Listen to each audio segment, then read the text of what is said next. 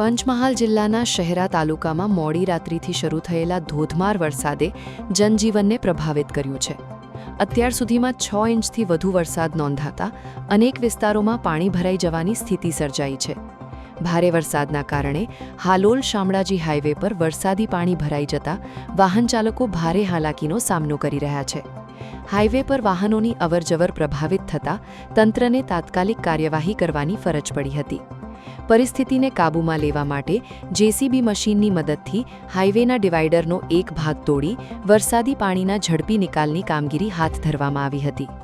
કટઆઉટમાં ભરેલી માટી દૂર કરીને પાણીનો પ્રવાહ સરળ બને તે માટે યુદ્ધના ધોરણે કામગીરી કરવામાં આવી રહી છે. સ્થાનિકો અને વાહનચાલકોનો આક્ષેપ છે કે દર વર્ષે ભારે વરસાદ દરમિયાન આ જ સ્થળે પાણી ભરાવાની સમસ્યા સર્જાય છે, છતાં તેનો કાયમી ઉકેલ લાવવામાં આવ્યો નથી. હવે વાહનચાલકો તંત્ર પાસે વરસાદી પાણીના નિકાલ માટે લાંબા ગાળાનું અને અસરકારક આયોજન કરવાની માંગ કરી રહ્યા છે.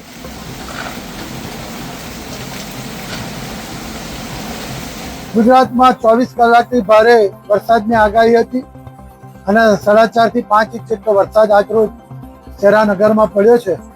અને સવારે મેસેજ મળતા જ કે હાઈવે પર પાણી ભરાઈ ગયા છે, જેથી કરીને અમારી નગરપાલિકાના પ્રમુખ ઉપપ્રમુખ કારોબારીની ટીમ અને સંગઠનની ટીમ અને અમારી પાર્ટીમાંથી પણ અમારા આદરણીય પ્રમુખ શ્રી જગદીશ વિશ્વકર્માજીનો એક આદેશ હતો કે જ્યાં જ્યાં પાણી ભરાય ત્યાં લોકોને મદદરૂપ થવું.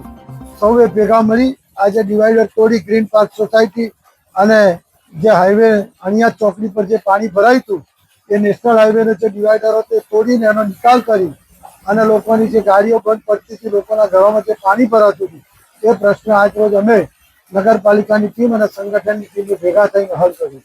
સૌનો સાથ, સૌનો વિકાસ અને આ એક માનવતાનું કામ છે. આપણે જાતે પાવડો પકડવો પડે કે એના સાથે કોઈ લેવા દેવા નથી, પણ લોકોએ જ્યારે અમારા પર વિશ્વાસ મૂક્યો છે, ભારતીય જનતા પાર્ટીની સરકાર, નગરપાલિકામાં, જિલ્લા પંચાયત, તાલુકા પંચાયત, અમારા ધારાસભ્ય મુરબ્બી શ્રી જેઠાભાઈ બરવડ સાહેબનો પણ એક મેસેજ હતો કે સહેજ પણ કોઈ પણ જગ્યાએ પાણી ભરાય તો આખી સંગઠનની ટીમે કામે લાગવાનું. એટલે બધા આજ સવારથી કામે લાગી ગયા. YouTube પર KNK મીડિયા નેટવર્કને સબસ્ક્રાઇબ કરો, ફેસબુક અને ઇન્સ્ટાગ્રામ પર ફોલો કરો અને દરેક પોસ્ટને લાઇક અને શેર કરવાનું ભૂલશો નહીં.